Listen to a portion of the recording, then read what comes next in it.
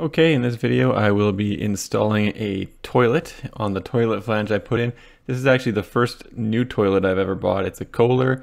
I have removed toilets and reinstalled the same toilet, but this is the first time I've actually went to the store and bought one. So the toilet comes with a wax toilet bowl gasket, and in that box there's also the hardware to mount it to the toilet flange. I would say Kohler did a really good job packaging this thing. So you got the tank with the tank lid, and then you've got the bowl with the toilet seat attached to it as well. And then there's a few bags of hardware kicking around in the box as well. So that's the seat. I'll just put that aside for now.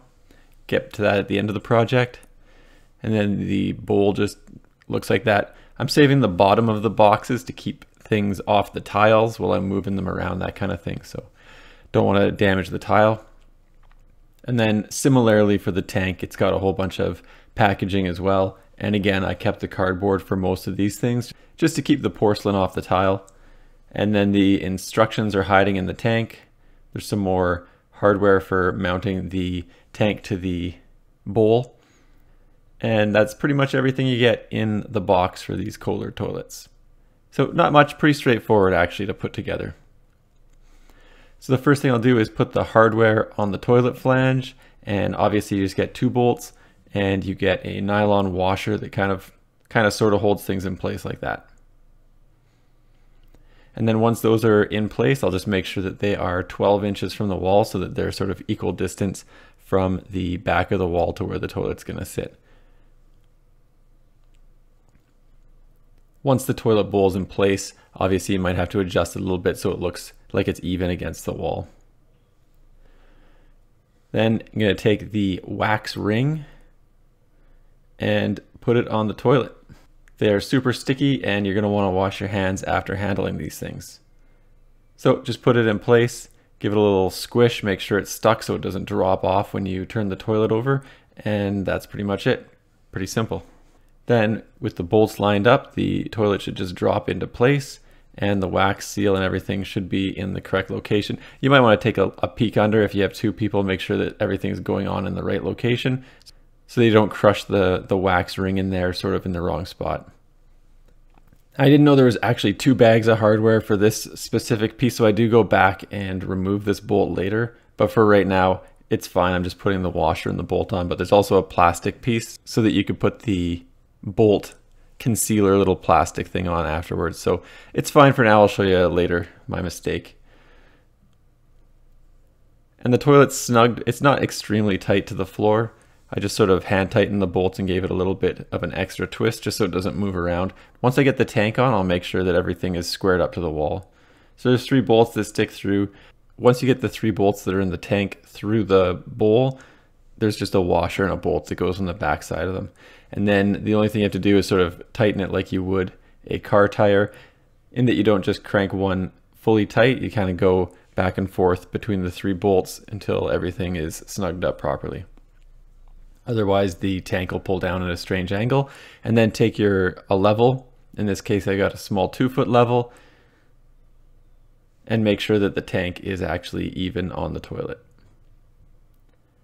So obviously I got to pull the right side down a little bit. Once everything is tightened up appropriately and the tank is level, I'll hook the water line back up. This is a new water line. I didn't actually film putting it on, but it is just a screw on the house side of the water, and then just screws onto the bowl by hand. Pretty simple. Obviously tight enough so that it doesn't leak, but not crazy tight. And I went kind of easy here initially, just turning the water on a small amount, make sure the bowl doesn't leak, that kind of thing, as opposed to going full send and having the whole tank start leaking. If you need to adjust the water level, there's this gray screw on top of the plastic piece, and that's how you adjust the water level in the tank. So obviously, now that I've got the water on, I'm going to check for leaks on all the bolts and then as well as on the water supply line. And once it's full, hit the old flush and it looks fine. Periodically throughout the first day I went downstairs, made sure nothing was leaking. Obviously, because I have an unfinished basement, it's very convenient to make sure that it's not leaking. If you're up on your 2nd floor of the house, you might not have this luxury. The toilet seat comes with rubber bumpers, and there's 2 cutouts in the seat for that. They just press into place.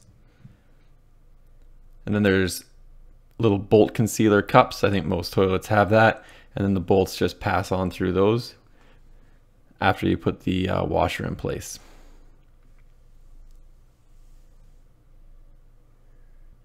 With the 2 bolts in place, there's nylon nuts for the back of these bolts.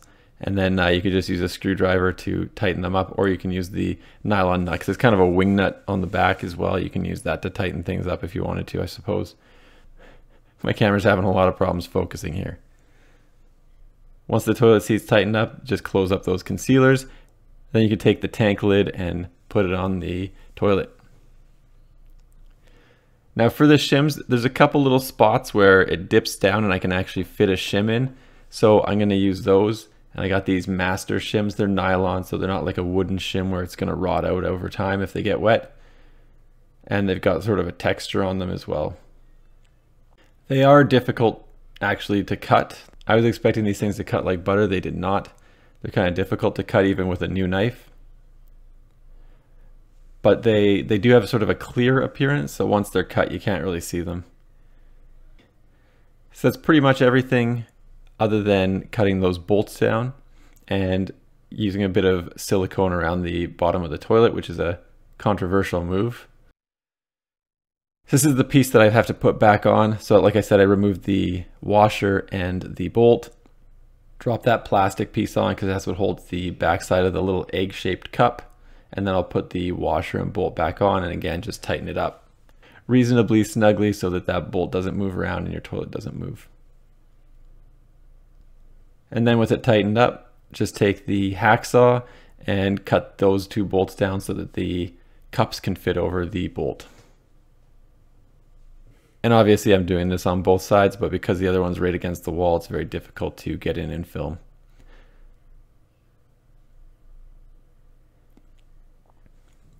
So it does look a little bit strange. I'm just doing the silicone on the front edge of the toilet.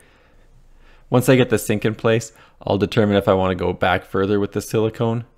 Some locations may actually require you to silicone the entire toilet because that might be the separation you need from your plumbing, but other locations would say that the wax seal is an adequate separation between your toilet and the sewer gas.